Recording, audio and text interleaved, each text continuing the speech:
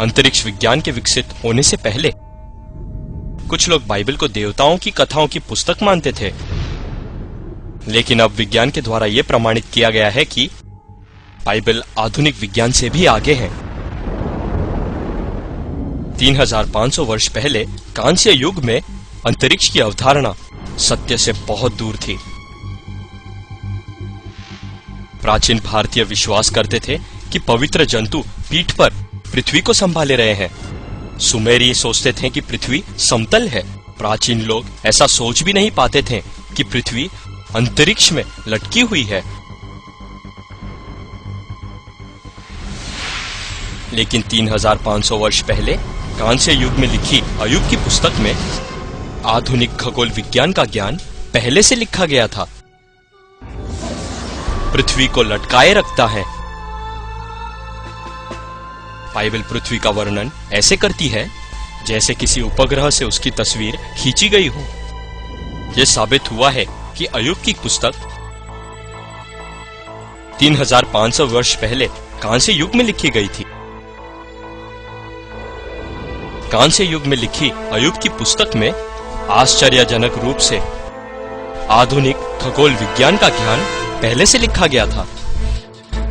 आधुनिक युग के लोगों के लिए यह साधारण ज्ञान है कि पृथ्वी खाली जगह में लटकी हुई है।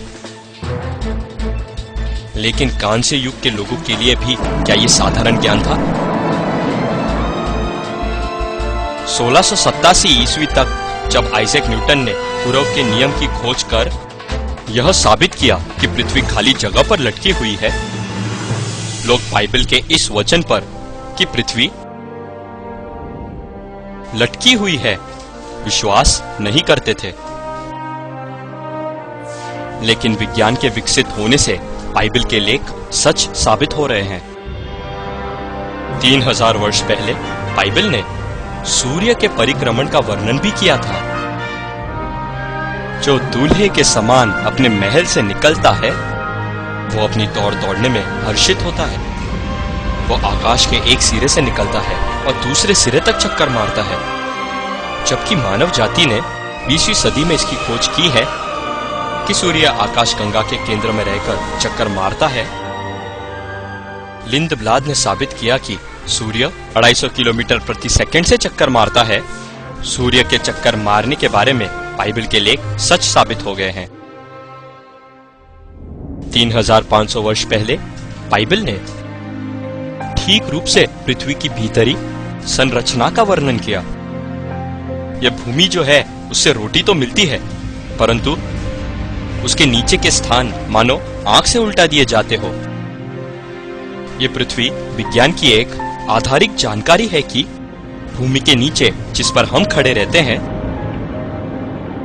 धधकती आग की झील है। लेकिन 19वीं सदी तक लोग मानते थे कि परमेश्वर का यह वचन कि भूमि के नीचे आग की झील है सिर्फ बेतुकी है।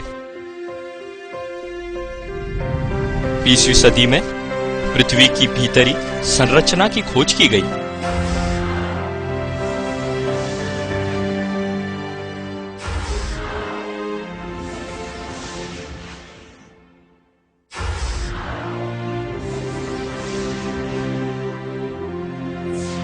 विज्ञान के विकसित होने से बाइबल के लेख सच साबित हो गए हैं। 3500 वर्ष पहले किसी के पास जल चक्र के बारे में कोई जानकारी नहीं थी, लेकिन 3500 वर्ष पहले लिखी गई बाइबल में जल चक्र के बारे में वर्णन किया गया है।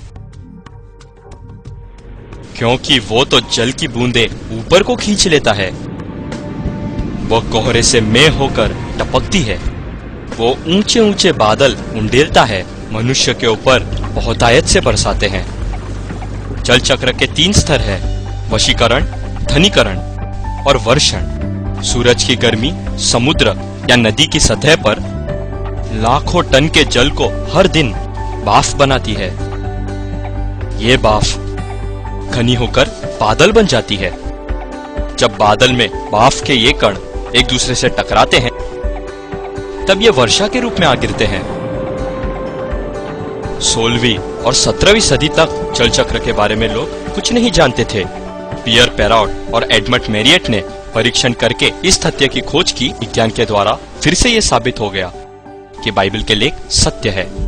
इतिहास के महान वैज्ञानिकों ने विज्ञान के द्वारा विश्वास किया कि परमेश्वर का अस्तित्व है और बाइबल सत्य है। परमेश्वर जो भला है, उन्होंने हमारे लिए अंतरिक्ष को बहुत ही व्यवस्थित रूप से बनाया है। सूरज, ग्रहों, केतुओं की सुंदर प्रणाली सिर्फ किसी बुद्धिमान और सामर्थ्यवान की योजना और शासन के द्वारा ही चलाया जा सकता है, और इसी कारण वो प्रभु परमेश्वर कहलाता है। विज्ञान ने ऐसे ब्रह्मांड की खोज की है जो धर्म की दृष्टि में भी सही है। इस तरह से बाइबल सत्य है। इसमें परावैज्ञानिक दुनिया के बारे में भी लिखा है जो आधुनिक दुनिया से भी आगे है।